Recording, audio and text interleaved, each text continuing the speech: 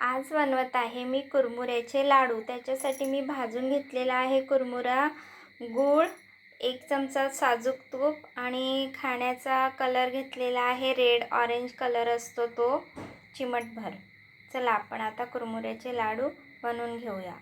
आपला गूळ वितळून झालेला आहे। आता मी त्यामध्ये थोडासा ऑरेंज रेड कलर टाकते।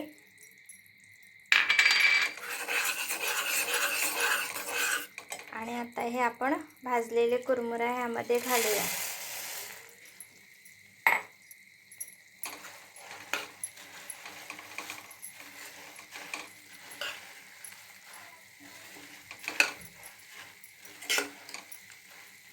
आता गरम गरम असतानाच आपण ह्याचे लाडू बनवून घेऊया।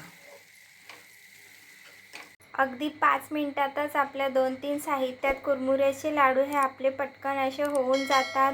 आवडल्यास लाईक करा, शेअर करा, सबस्क्राईब करा। थँक्यू।